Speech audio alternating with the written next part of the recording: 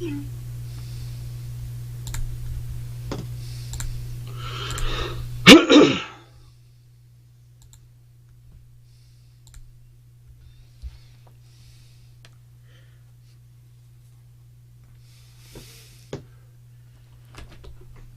everyone, welcome to the weekend edition of The Bullet. My name is Paul Lathrop. I'm the Deputy Director of New Media for the Second Amendment Foundation.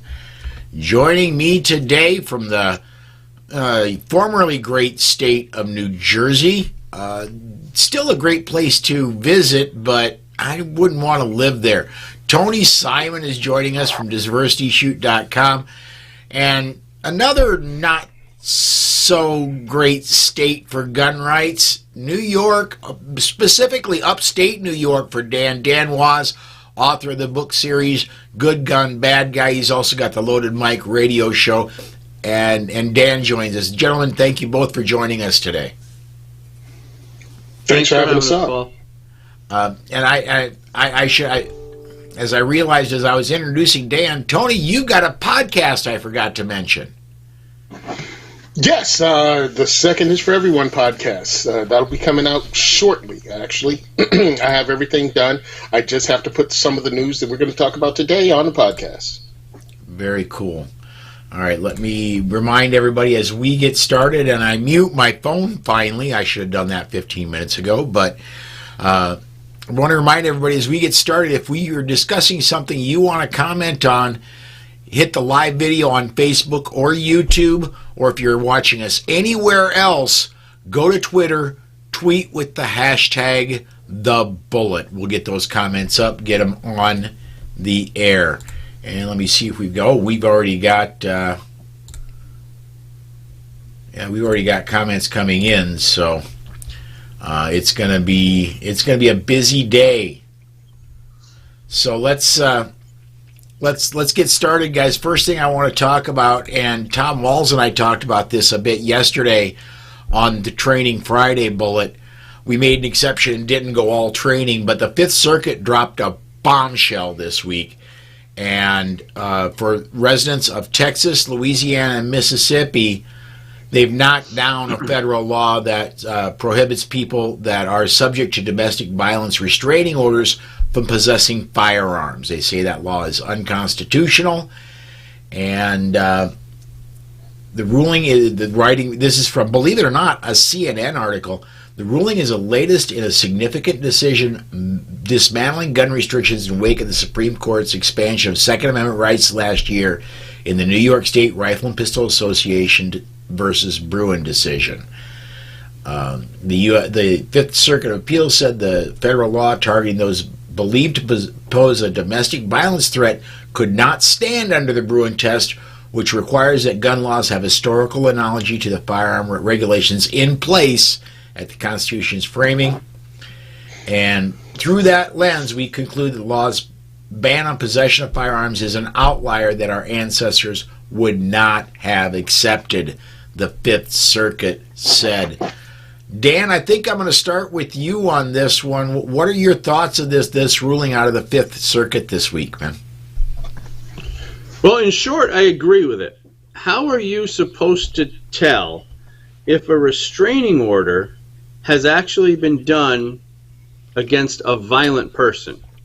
And the thing that I never liked about these type of, I don't like any gun laws, but this one in particular can be used against good people, and that's what worries me. You know, you could have a domestic dispute, you could have a angry ex-boyfriend or girlfriend, and it doesn't take much to file a restraining order. With that restraining order, that person is automatically would under this law would automatically lose their Second Amendment rights. I don't agree with it at all. I think there's too much room for bad actors, people to do bad people with bad intent with restraining orders. So I believe if you have proven to be a violent person and you've committed violent acts and you're a danger to society, wouldn't you already be in jail? One would hope so, at least. One would hope so, at least. And in this case, the guy first got domestic violence restraining order, then he went on a series of crime sprees. And in that series of crime sprees, one of the crimes they charged him with was possession of a firearm by a prohibited person, meaning somebody that had a domestic violence restraining order. And the bad things he did, this is not a poster child. The bad things he did, he was convicted for. He did end up losing his Second Amendment rights, but the Fifth Circuit ruled that in this case, in this instance, for just the restraining order, that those convictions could not stand, and that is unconstitutional. So, Yep. Tony, I agree with that. Your thoughts, bud? All right. Look, I've been on the other side of this. I've seen the other side of this. As my regular job as a locksmith, I was at someone's home that was getting divorced, and she was on the phone with her lawyer, and her lawyer was trying to convince her to say her husband, soon-to-be ex-husband, was violent, so he can get a domestic violence restraining order against him because it would work better for them in the divorce case. And she was like, the wife was like, but he's never hit me. He's never even threatened to hit me. That's not our problem. We just can't get along anymore. Yeah, but if you say this, and she was like, no. And the lady got upset and ended up saying, listen, I'll have to talk to you later. This is not happening. I don't want this. And hung up on her lawyer. And she was sitting there with the phone in her hand. Now, remember, I've just finished doing work, and I'm waiting for her to sign, a check and pay for me to be there. And she's just sitting there stunned, going, I can't believe she said that. Like the woman couldn't believe it. And so, yes, unscrupulous divorce lawyers have used domestic violence as a whipping post for husbands and other spouses, obviously. And this can be used against you as a good person. And people can't think of this. And yes, the guy in this particular case is not a choir boy. Well, that's how most cases are when it comes to stuff like this. You can't pick and choose. I mean, sometimes we can and we have it, but everybody is not Mr. McDonald in Chicago. Everybody's not Mr. Haley in D.C. So we take the wins when we can get them, because rights are rights regardless if the person's a scumbag or not. They're still afforded the same rights. And that's that. And that's what this actually proves, and I stand 100% behind it. Absolutely. Robert. Go ahead. Matter of fact, we got to get rid of the Lautenberg Agreement too, because that is BS. It certainly is. Yeah, if you've ever been convicted of or said you were domestic violent, just to get it over with, because it used to be a misdemeanor, they made it into a felony, and then they backdated it that if it ever happened prior.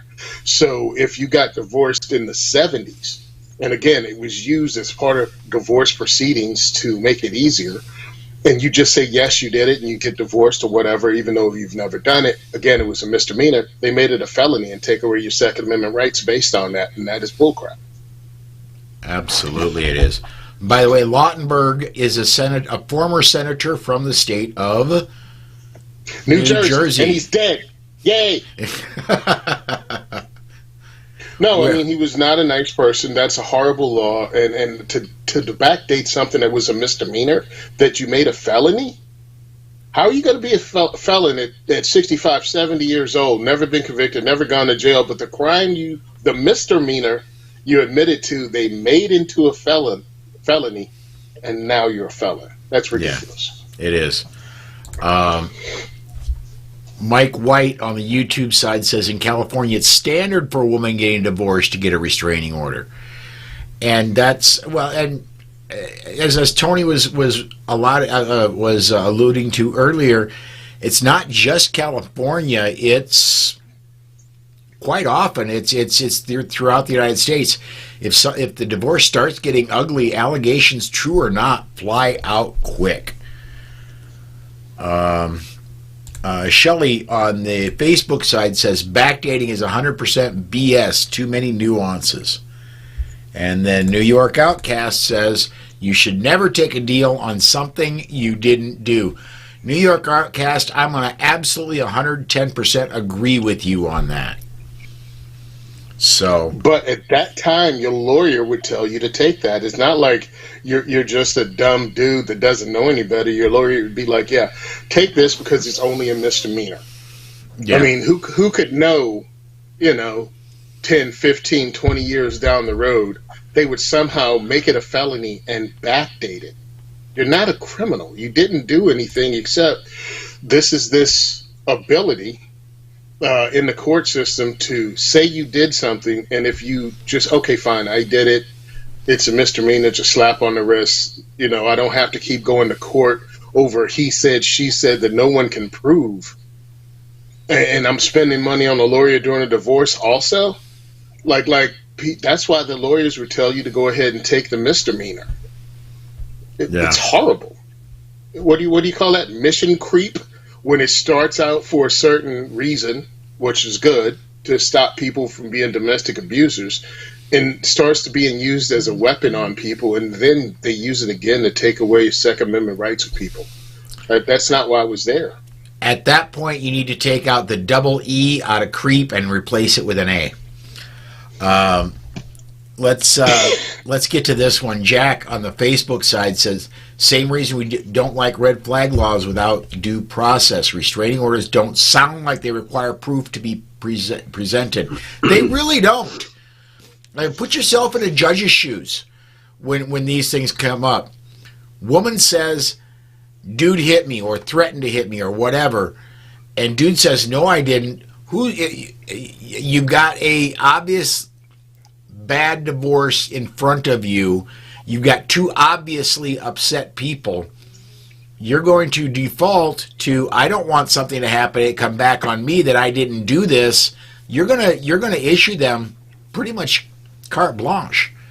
So, well, it's the same exact thing with the red flag laws. You know, there was a guy named Gary Willis in Maryland who Amber said that he was to society.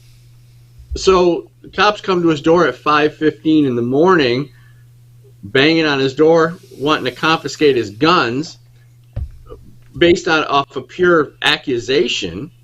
And then, Gary shows up at the door with a gun, because what would you do if somebody's banging on your door at 5 in the morning? And there was a scuffle at the door, and Gary Willis got shot and killed. So, these laws and these accusations without due process just make it dangerous for good people. And I think the legislators who are trying to pass these laws, they understand that, and they know that they can use both of these laws as a weapon against gun owners. The red flag law obviously can be used, and the restraining order one, if that was to pass, if that did pass, could be used as well. And they know that. They're using these things so they are passing them rather so they can have laws to use against gun owners. Simple as that. absolutely. Let's go ahead and move to our next. Well, our next two stories are actually about New Jersey. Let's go ahead and move on to those real quick.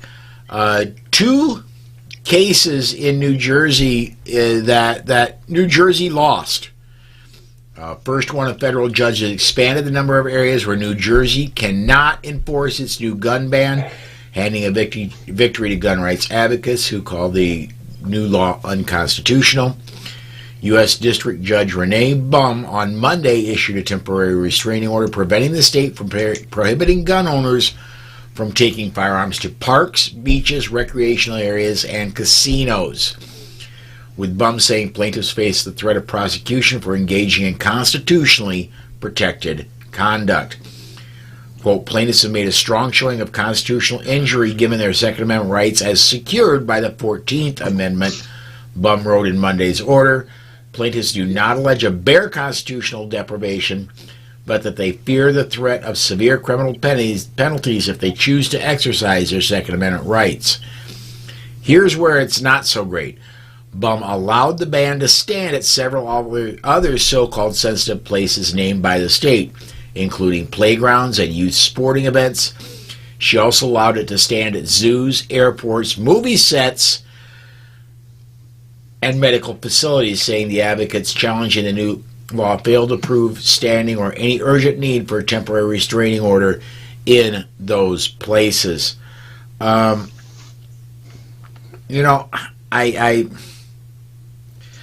It's good that a lot of the places were knocked out. I know, Tony, in the original law, it was written that your car was a sensitive place. I didn't see that being struck down. It got struck down. Oh, it did? Okay. Yeah. The vehicle thing, yes, you can now carry in your vehicle. You can carry in a casino.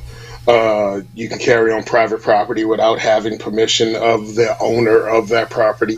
Now, if the owner says he doesn't want you to have a gun on his property, yeah, that's still the law and always has been. I think a lot of the places that stood were already not allowed prior to the Bruin decision, like airports, playgrounds, things like that, halfway houses, prisons. So that stuff was already there. Even I see right now, because I have a list which was put out by ANJRPC and Dan Smutter, who actually won the case, or at least got this restraining order. It was already not legal for you to have it in Department of Human Services and Children's Families. Anyway, we call that DIFAS, so it's messing me up to call it something else. But any of those departments, you can't bring a firearm in any way prior, even if you had a carry permit. So yeah, it makes sense that it went back to before, even though all those places you should be allowed to carry.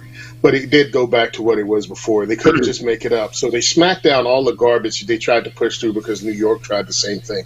Remember, New Jersey's legislators don't have an original thought in their empty heads. So they just repeat what they find in other places, what they get told. And that got struck down, and I think it's awesome. We're going to have a long list of wins in this state, but it's going to take court cases for us to win every single one of them. So that's why I encourage people to donate to organizations like Second Amendment Foundation and the 2A groups in states like New Jersey, because this is where the fight's going to be. Oh, yeah, there are at least 3 active Second Amendment groups in New Jersey that deserve your support. 100%. There's a lot of work going on there, and before I get to, I'm going to ask you for a comment here in just a second, Dan, but I want to bring up another story directly related to this. A federal judge, that was Monday, was our last story. A federal judge on Tuesday blocked a New Jersey law that allows the state attorney general to sue the gun industry if it endangers public safety through its sales or marketing practices. U.S. District Judge, and I'm not even going to try to pronounce his name, Karashiri, maybe? I lied. I did try it. Karashiri, an appointee of President Joe Biden, issued the preliminary injunction blocking enforcement law. In his 20-page opinion, Karashiri, sitting in Trenton, said the New Jersey law appeared to be at odds with the Protection of Lawful Commerce in Arms Act of 2005. So 2 for 2 for freedom in New Jersey. Dan, you want to comment on either of these men? I want to comment on both of them because they're infuriating. First of all, the marketing strategies thing. You know, Connecticut tried this against Remington, I think, if my memory is correct. And what they did was they said, you know, they knew they couldn't get past the PLCAA, so they decided to take this angle of marketing strategies. In other words, you can sue the firearms industry or the firearms manufacturer if you believe their marketing strategies are unethical or whatever, or if they're marketing to children. So it's just another little angle because they know damn well that they can't get past the Protection of Lawful Commerce in Arms Act. So it's just, I hate watching these ridiculous strategies take place because they will find every little angle, every little angle that they can, and it's infuriating. So anytime these get squashed, I'm happy to hear it. Let me just make another comment on the other. It's actually more of a question. How is a zoo or a movie set or a medical facility more sensitive than a grocery store or a library or wherever? This is so ridiculous that people who's making these determinations? That's what I'd like to know. Actually, yeah. Hold on. I have it here. Source material. The crack of their ass. Yes.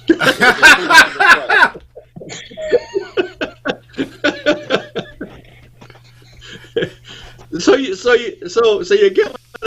Jeez. That's it. That's all I got on those two. They're both ridiculous. Yeah, and my brain is freezing. I've been sitting here for minutes trying to come up with a smart. As soon as and I'm sure you heard it when I was in my delivery.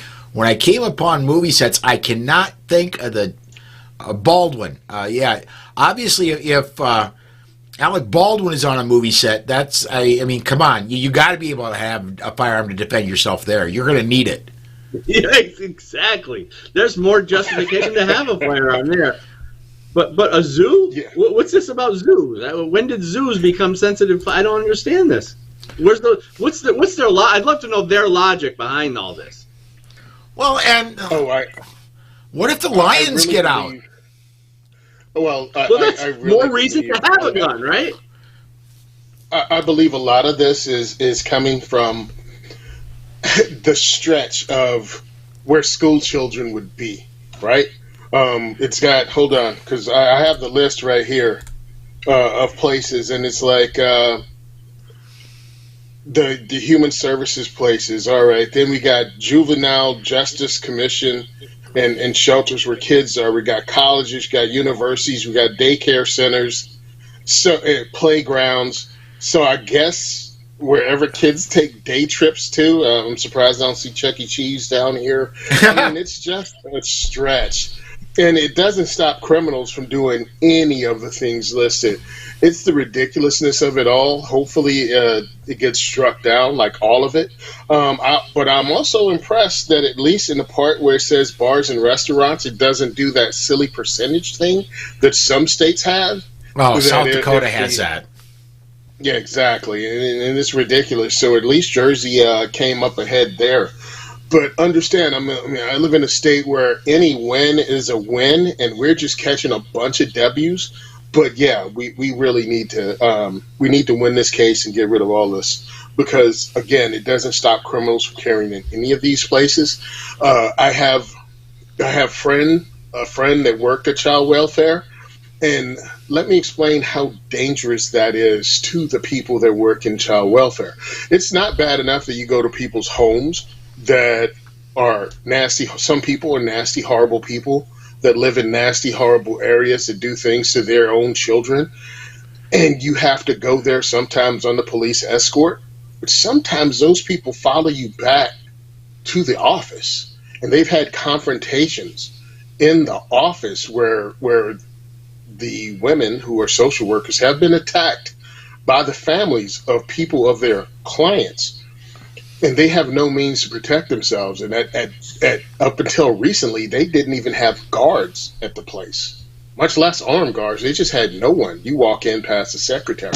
So these places really are unsafe for the people that work there at times, and you don't know when that will happen because people have multiple cases. And I'm just talking about this one spot in one place. So there are lots of jobs working for the state, doing the good work, what you think is good work that can turn into a violent situation because of who you're working with or who you're working for. And to go ahead and go, yeah, you can't legally carry here as an employee is ridiculous. Because, again, people have been physically assaulted in the workplace by the people they're investigating. I got to get some comments in because we got some gems coming up our way here. And I want to get them before I lose the page they're on. Gun websites, Pete says, what if you CCW at the zoo, but then a monkey runs up and grabs your gun, throws it to a lion, then you have a lion with a gun? Come on, man. And then he follows up, and then the lion gets out. Well, what's funny about that?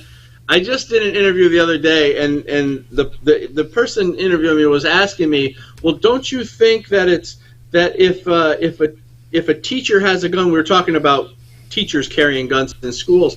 Don't that if a teacher has a gun, that the student can wrestle the teacher to the ground and grab the gun and take the gun from the teacher. And I'm thinking to myself, when has this ever happened? First of all, show me one example, because I don't think I've never heard of it actually happening. This is a hypothesis that just keeps getting recycled, that this is going to happen. So that comment there about the line is funny, because it just kind of shows the ridiculously of these arguments without any basis. Oh yeah, it absolutely does. I've actually talked about this in my at the diversity shoot I was hosting, because it had come up recently. It was one of the diversity shoots right after a school shooting where people were pushing having teachers be armed, and someone brought it up at my diversity shoot, so I spoke on it, and they were like, "Well, teachers have it, and what if they lose their temper with one of the kids and shoot one of the kids because they're carrying a gun, or they get angry at their class?" And I'm like, hold on a second. If you really and truly think your child's teacher is psychotic enough to bring a gun and shoot them, then you need to talk about that now before an incident happens. I was like, because obviously your teacher has a problem. Does your child have a teacher like this? And no one said anything. I was like, so exactly. So somehow you think the only thing stopping your teacher from becoming a random murderer is a carry permit. I'm like, do you think? Go ahead. Tony, let me piggyback off that comment, because this is something that I talk about a lot too. That anybody who's read Freud knows that there's a thing called projection, and that's when you think you know what the other person is thinking. So when that person came to you, Tony, and said, what if that teacher loses their temper and starts shooting the kid? That says more about the person who brought it up than it does about this hypothetical teacher, because that person had to think that process through in their own mind, and that's a projection from them. So it's funny, because these anti-gunners, they have all these different scenarios in their heads, all these gruesome scenarios. I had a woman say, well, I could have grabbed the gun out of the guy's holster and started shooting people. And I'm like, do you understand what you just did? You just explained to me your thoughts, not the hypothetical. It's your thought. So I think most of the time it's these anti-gun types that are so scared of guns and wouldn't trust themselves with a gun that we have to be that we should be more concerned with. Several years ago, I had a similar interview to Tony's. I was being interviewed on a podcast, and teachers with guns came up, and the interviewer said to me, "Paul, put yourself in the place of a teacher. You're teaching a high school class, and some 16-year-old linebacker starts charging at you. What are you going to do if you're armed?" And I didn't even miss a beat. I said, "Sidestep. You don't ever use your firearm unless you absolutely positively have zero other options." And there's processes for dealing with students that are problems. There's processes for dealing with teachers that are problems.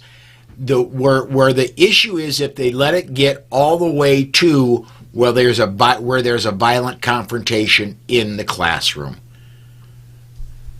and unfortunately, that the administrations in our schools seem to be letting that happen at a much increased rate. Let's see here. I get a couple more comments in. Whoops, I hit the wrong darn button. I cut Dan out there. Sorry, Dan.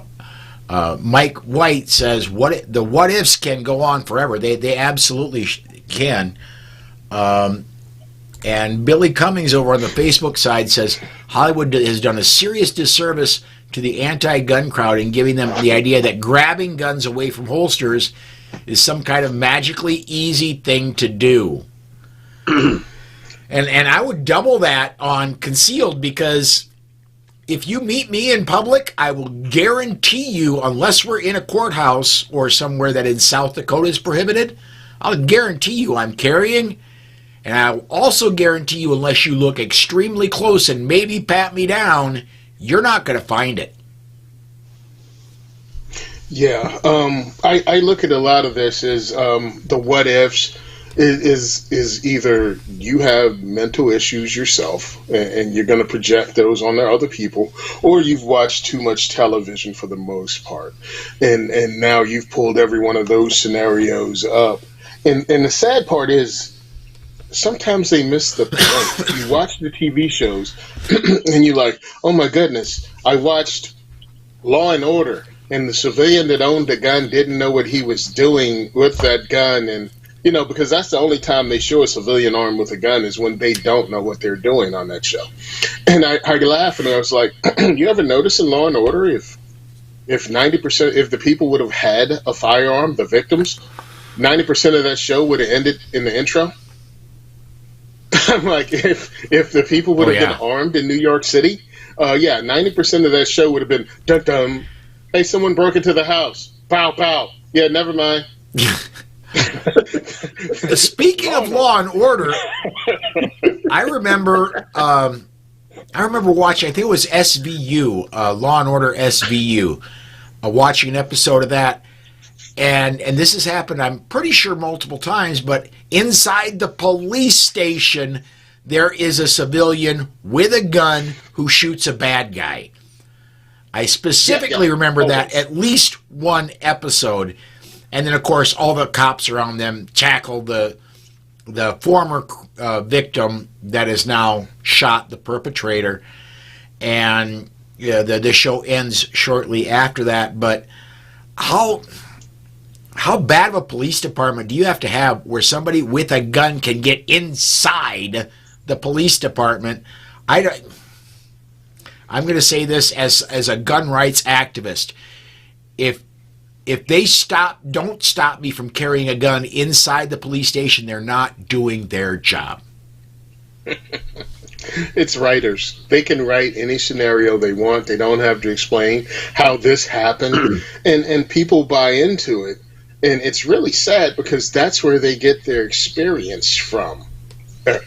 Experience, air quotes. I tell the story a lot about the movie True Lies, and we're talking about this scenario. You know, we always hear the term gun violence, where some people actually believe that guns can be violent and act on their own. And the people who don't know any better, they believe this. So what you're saying there, Tony, is true. Writers can create any scenario. So if you watch the movie True Lies from 1994 with Jamie Lee Curtis, there's a scene in the movie where she's standing at the top of the steps and she's got like a MAC-10 or something like that, and it falls down the stairs. And as it's falling down the stairs, every time it hits a step, the gun flips around and it sprays bullets and kills the bad guys. Hits another step, flips over, sprays the bad guys. It's the perfect visualization of a gun acting on its own. And because we never see that in real life, they had to create it in Hollywood. And when people see that, they believe that it can happen. Well, and wasn't that was an Uzi, wasn't it? It was a full auto Uzi.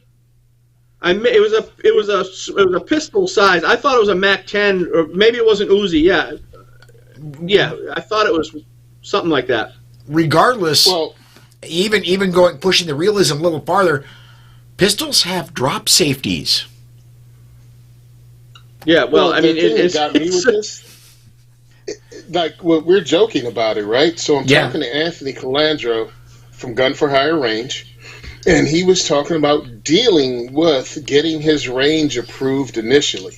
And the mayor of the town wanted to know what was their policy going to be if someone was transporting their gun from the parking lot to the range and dropped it and it went off.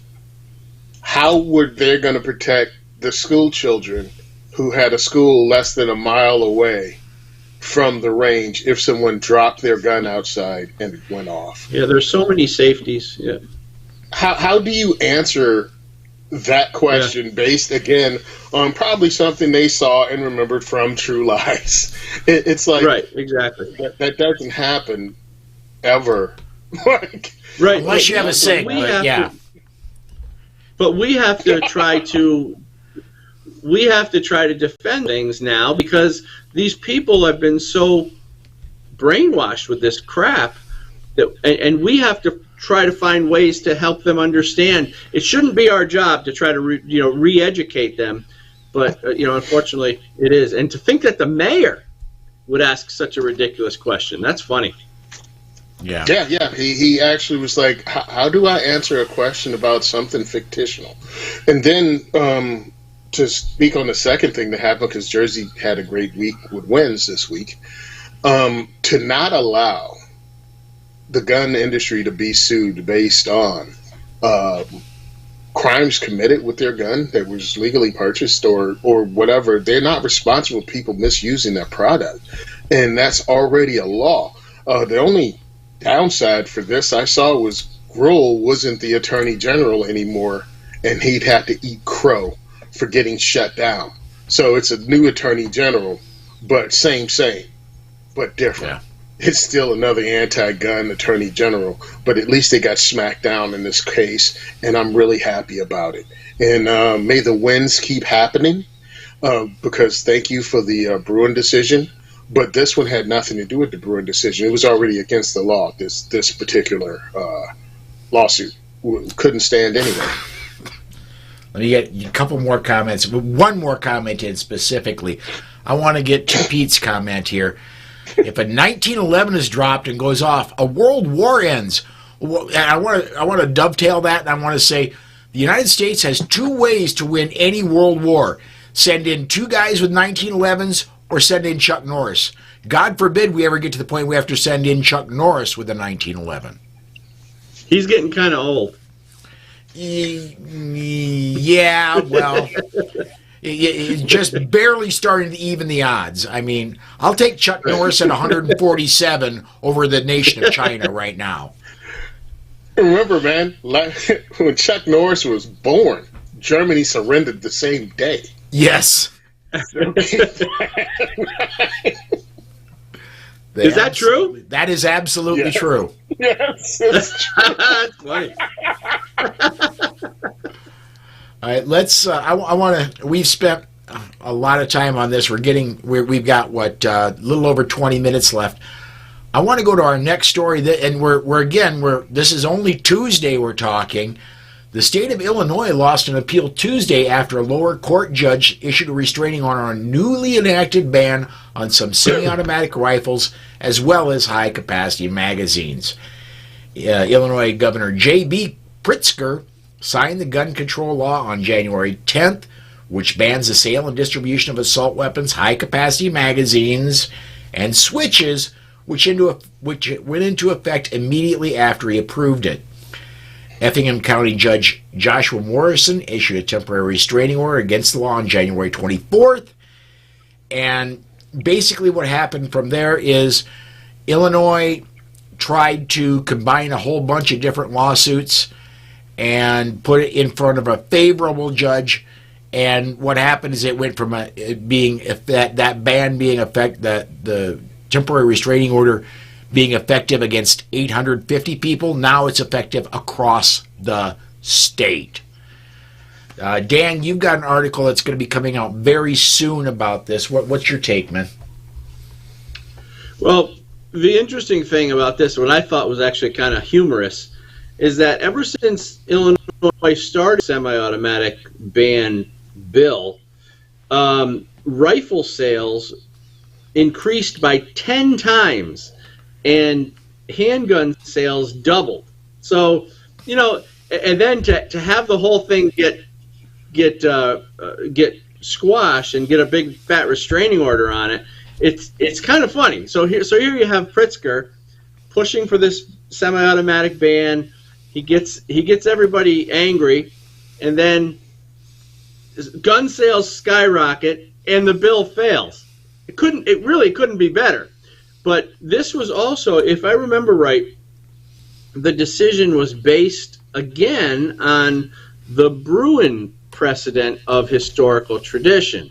So we're going to have a lot of these cases come down the line, and I can't wait. I mean, we're going to spend a fortune to do them, but I can't wait to watch all these bills, all these gun laws get overturned because of historical tradition.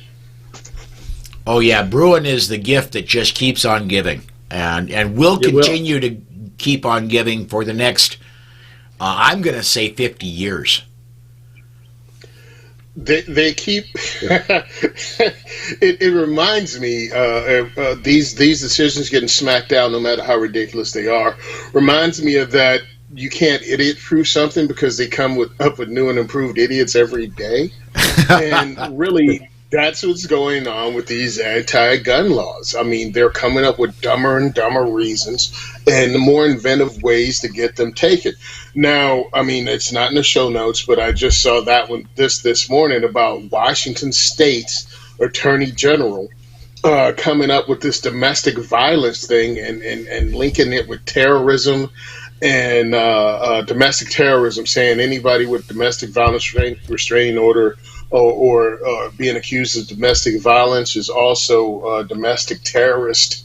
And they want to be able to look at their internet posts and everything else and just make all that inclusive, including getting rid of their Second Amendment rights if they're accused of domestic violence, but they're tying it in with domestic terrorism and extremism and white supremacy. I'm like, what?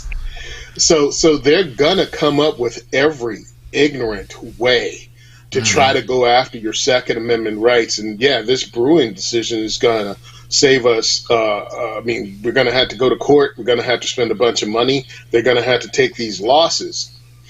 But this is what they're doing. They're trying to tie it to anything. And understand, when you hear the ridiculous stuff like this, they're just testing the waters to push it nationwide. Washington is the new New Jersey. You know, California, New Jersey, New York, Delaware, Connecticut. These used to be the training grounds for these. And now they're testing them out in other places that have liberal politicians running it. And they will keep testing the waters using these cases. And that's why it's really important, again, to finance these Second Amendment groups that are fighting these things locally so they don't become national law. Well, and Dan brought this up earlier. We've had comments to this. I just didn't have time to get on. What state, especially when you get to the state level, they're dealing with budgets on the state level that it's hard for us to match. And specifically speaking of places like the Second Amendment Foundation and the Citizens Committee for the Right to Keep and Bear Arms, speaking specifically of GOA, speaking specifically of the Firearms Policy Coalition, it's hard for us to match budgets of California, of New Jersey, of New York. We're still winning, but we really, really, really could use some help. And so if you're not a member of SAF, go to saf.org/join. If you are a member and you've got an extra $10 in your pocket, go to saf.org/join as well. There's also a place where you can make an independent donation there. Paul, let me just make one little comment here. I don't know if people are aware of this, but Gavin Newsom tried passing a law that would make firearms plaintiffs pay the state's expenses should they lose a case against a state gun law. In other words, not just if they lose the case, if they lose any part of a case. If the case has got 10 parts, the state loses all but one, the state still collects. And you know what this is all about? This is because these state governors understand that their laws are unconstitutional and they're going to lose them. So what they're trying to do is preemptively discourage people from bringing lawsuits. Because if you're not sure, you're bringing a lawsuit and you're not sure about it, the one thing that might make you just stop is the potential for $50,000 to $100,000, in damages that you have to pay. So that's their goal, and that's a good sign that he tried pushing this. It's a good sign. It tells us that he's scared. If he's scared that he might have to defend his state gun laws, then that means Hochul's going to be scared, and Whitmer, and all the other left-wing, gun-grabbing governors. So anyway, that was just a point I wanted to make. Yeah, and thankfully that law did bite the dust. SAF had a lawsuit and won it against that law. So that law is no more. Well, the law may still be there; it just cannot be enforced. Let me see. And I've got so many comments that are coming in. Let me try to get to a couple of them. Jack over on the Facebook side says, we pay twice as gun owners and taxpayers. It's BS, and we need a law to stop the politicians from signing laws they know will be struck down. Dan, you and I have talked about this a number of times. We need to have a way to personally hold elected representatives accountable when they pass a law they know is going to get struck down. I don't know what state Jack is in, but I would love to see my governor have to pay for her Concealed Carry Improvement Act. That's Kathy Hochul in New York State. So that's a great, Jack, I totally agree with you. They should be held accountable because they know that what they're doing is pushing unconstitutional laws. They know this, but they're playing their system, and they're just trying to make life difficult for everybody. So I think they should be penalized and have to pay out of their own pocket. It's a nice fantasy. I don't think it's ever going to happen, but it's a nice thought. Yeah, I'd love to see it happen too. I'd actually love to see Hochul's face move. That is one weird looking lady, man. I'm just saying. But I'd love to see it because it's they don't care. The entire thing is discouraging people from getting their permits by going through the process, by making it seem impossible, by continually passing laws that go, I don't even want to mess with it, by creating delays in the paperwork, by raising the fees, everything. We're being attacked from every angle. And when you say it to somebody who is not educated on it at all, and only depends on the news media to give them their information, they're like, what are you talking about? So that's why it's important. A lot of us have discussions, and it's really important for you to talk it out, not just spit back bumper sticker rhetoric, but actually be able to talk to people on this level going, this is what they're doing here, this is what they're doing here, and they're blending legislations together to make things sound good, like with the restraining order, domestic violence restraining order in Texas that the Fifth Circuit knocked down. They're saying it in such a way, they were like, oh, people care more about their guns than they care about women. And you're like, okay, I see what you're doing there. Let me explain what happened. This has to be had during conversation. You just can't scream my rights and stop infringing. You're going to have to actually explain this to people. And that's what makes it more difficult for us, because it takes a whole lot of explaining to explain a lie. But guess what? That's what we're going to have to do. Sorry, but that's what we're going to have to do. That's called being an adult. Sometimes you're going to have to explain stuff to people in a way that's not condescending and help them understand what's happening. Because if you only watch the 3-minute segment on the news, you'll believe whatever your favorite talking head tells you, because somehow you think they're experts because you're not in on the bullcrap that is being a 2A advocate. Like, you don't know the nuances and the lies behind what we have to deal with every day.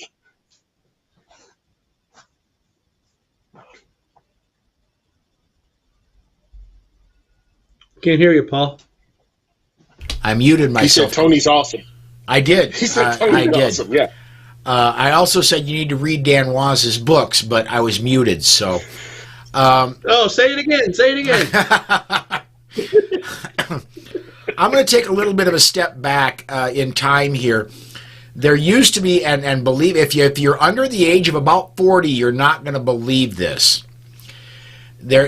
we've always had news, and the news has, for at least most of my adult life, television news has been stilted left.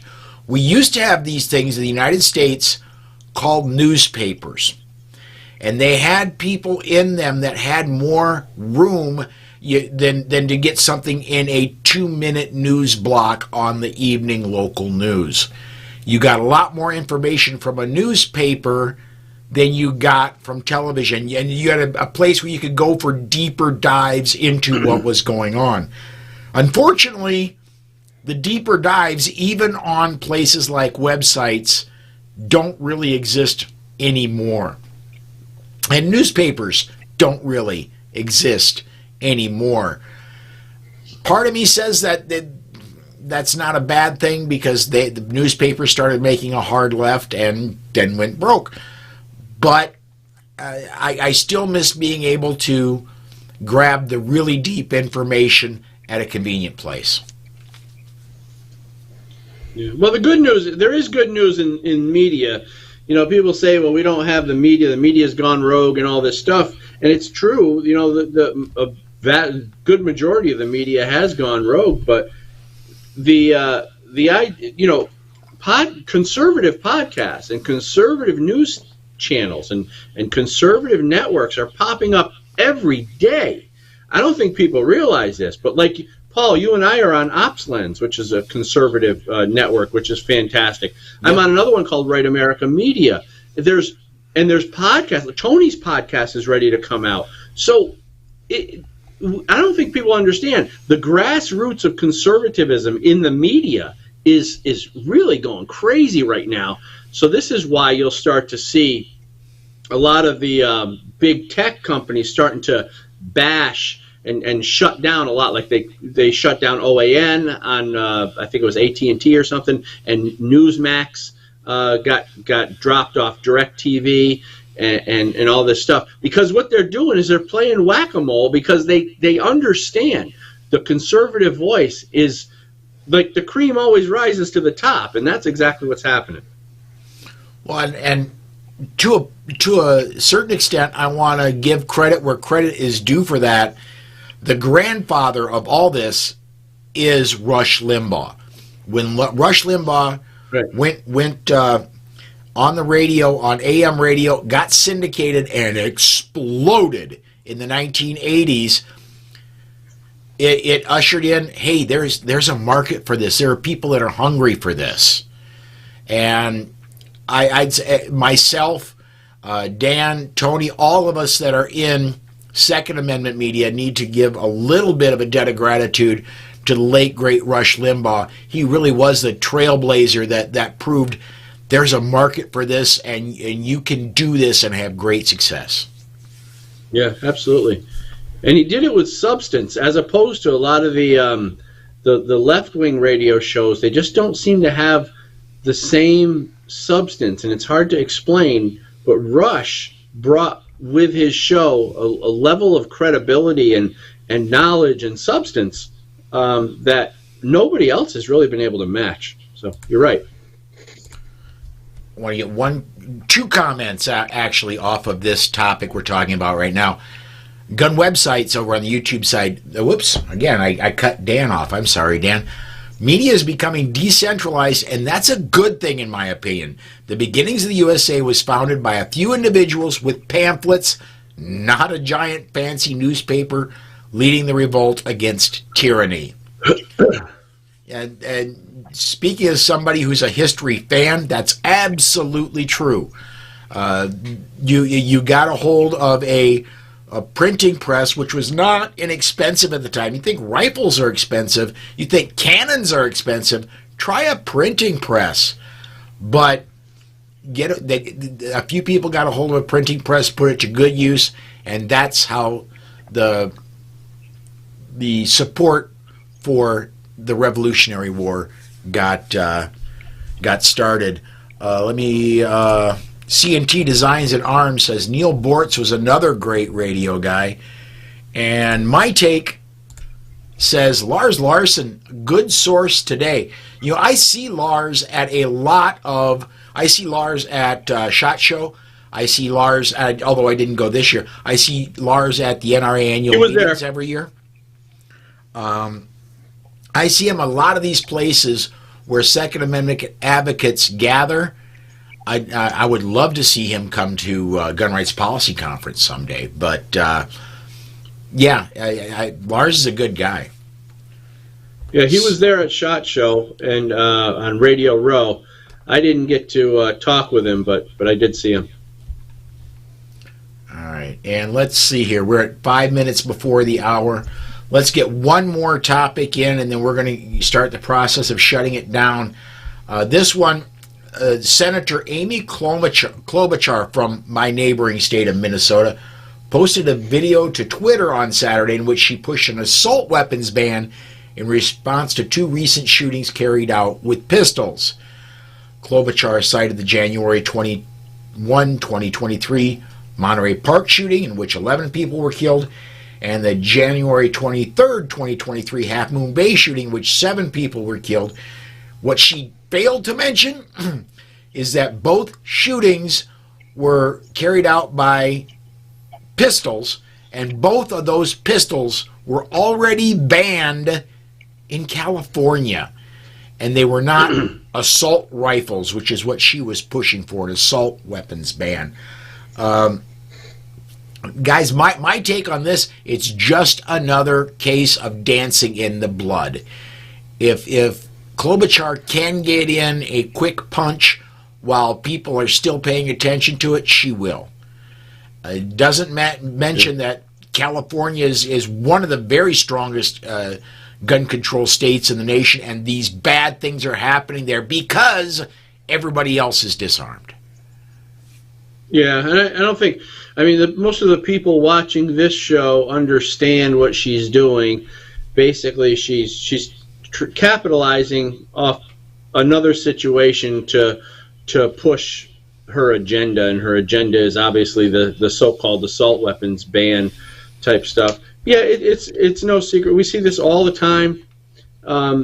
You would think at a certain point, though, that they would start to understand that everyone sees their hypocrisy.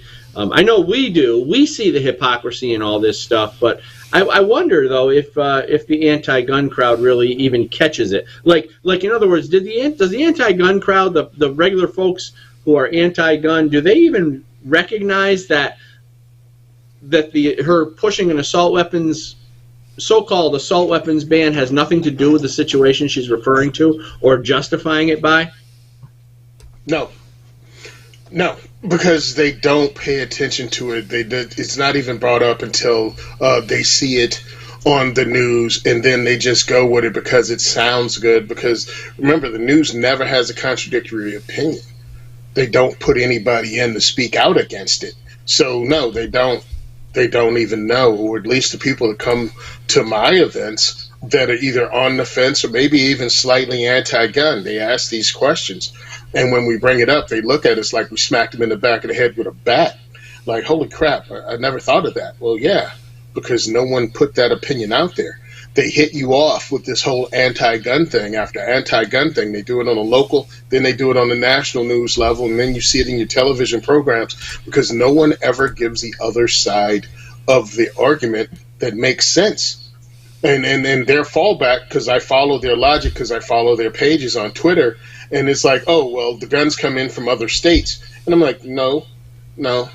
Those guns in California didn't come from another state, but they try to push all these laws in immediate aftermath so you don't find out the fact that these guns were purchased in the 90s when they were legal and somebody just kept them and then used them in the crime 30 years later. What are you going to do about that? Oh, we need to pass another law. What, against something that was already illegal in your state? So, yeah, no, they do that on purpose. And no, these people who just regular people don't follow this like we do. And that's what they depend on. They depend on that ignorance, and they depend on the emotions. That's why they push it immediately after a crisis. Yeah, Sisters in Arms on the YouTube side says, no, they're not educated, nor do they want to be. And for those of you who aren't aware, Sisters in Arms, a firearm story, that's Carrie Ann Auclair. She's one of the new people that are on Polite Society podcast with me every Monday night. Carrie Ann, thanks for checking in. Guys, we are coming up rapidly on the top of the hour. I'm going to start with you, Tony, if you would. Plug Diversity Shoot, plug anything else you want to hit, man. What you got? All right, Diversity Shoot. We got the 2A4E podcast. It'll be coming up and probably be released today or tomorrow. Got to get that out there. I'm going to do a giveaway of a brace to help with fundraising to get me out to Arizona for their Second Amendment rally. I'm going to be speaking there. I'm also setting up a diversity shoot out there. I'm working with some people. So hopefully I can get a diversity shoot going in Phoenix at the same time I'm doing their speech, Saturday the 18th of February. So please follow. Please get in on this giveaway. Yep, that's right. In the face of the AFT's ban, I'm going to go and give away a brace because that's overreaching from the government, and I think they're going to lose it regardless. They're going to lose it when it gets to court, and you can use your brace however you want now, and you will eventually too. And I'm not going to wait until it's over with. I'm giving it away now, and we're going to use that for fundraising. Listen to the 2A4E podcast. Also, check out diversityshoot.com. We're going to have the new schedule for 2023 coming out, and it's going to be huge. We're going to be across the country this year. I'm working with different organizations to bring it to the Midwest. We're definitely going to be in Kansas. We're going to be in Oklahoma, and we're going to be in Nebraska. Also, if I can pull it off, we're going to be in Indianapolis doing a diversity shoot, doing NRAM 2. They're not going to stop us. I'm going to keep this fight up, and I'm going to grow the community, and I'm going to knock down stereotypes, and that's what we're doing. And one more thing, I'm sorry to bring it up. We're talking about the next story that we didn't get to. It's talking about biometric safes and keeping your firearms and your self-defense firearms, the ones you're going to use for home defense. I'm a locksmith by trade, have been for 30 years. Biometric safes are not ready for prime time. They do not work 100% of the time. I do not recommend it for your home defense firearm. Key works a heck of a lot better, and even a combo works better than a biometric safe. Yep. So as a professional, not only locksmith, but someone that sold safes, I'm telling you, biometric safe is not recommended by me whatsoever. Not for home defense. Biometric safes, and then I got two things I'm going to pick on you about, but I'm going to agree with you on this. Biometric safes have to be electrically operated. There are two ways to do that. You can do it with battery, or you can do it with electricity. Electricity can go out. Batteries will run out. So... and I got to give you a little bit of a hard time, Tony. I was gonna plug independently your diversity shoots, and I went on your website, and the last time it was updated was 2021. 2021? Yeah. It was created in 2019, updated in 2021. So yeah, I have to give you a little bit of a hard time there. We're gonna hit it. We're gonna get it. It's just priorities, man. I had to get out to SHOT Show, and you got to pick out where you're gonna spend your money. So, yeah, it's gonna be big. I'm gonna go ahead and contact my guy, and we're gonna update it because I have a lot of stuff I want to do, including more interviews with the women in the 2A space. I think more and more shows need that positivity out there, and you need to find out the incredible women in the DC Project. Because it's not like any one of them only does the DC Project. Oh, yeah. It's like Diana Mueller has created a stable of Second Amendment superheroes, and we really need to get to know them better. Absolutely. And I'm married to one of them, so I know what superheroes they are. Dan, we are already long, but please plug your book. Please plug your radio shows. Anything else you want to hit, man? Well, Good Gun, Bad Guy book series right here. Right above my shoulder, Good Gun, Bad Guy. You can check that out. My book series at goodgunbadguy.com. That's goodgunbadguy.com. And my web show, which is primarily a Second Amendment web show called The Loaded Mic. That's at loadedmic.com. We get into Second Amendment issues, but we also get into topics of the day, politics of the day, and we have a lot of laughs. You're going to love loadedmic.com. You can also catch that on OpsLens at 8 p.m. Every Thursday night. So goodgunbadguy.com and loadedmic.com. Thanks for having me, Paul. You betcha. On my end, this does wrap up a week of broadcasting for the Second Amendment Foundation's series, The Bullet. We're going to be back Monday through Friday next week, 5 p.m. Central Time. And Saturday next week will be the final weekend edition of The Bullet for a few weeks, because on the 18th, I start my journey to go down to the Virgin Islands for a week. So that's going to take out a couple weekend editions. But we do have a weekend edition coming up next week, same time, 12 noon Central Time. But do please, again, join me Monday through Friday, 5 p.m. We'll talk about the news of the day with all. I believe, Dan, I have you coming up this week is your Wednesday, right? Or is it Amanda this week? No, it's Amanda this week. So, yeah, do come join me 5 p.m. Central Time. I'm rambling on too long. Until next time, everybody, thanks for watching, and you stay safe. We'll catch you next time.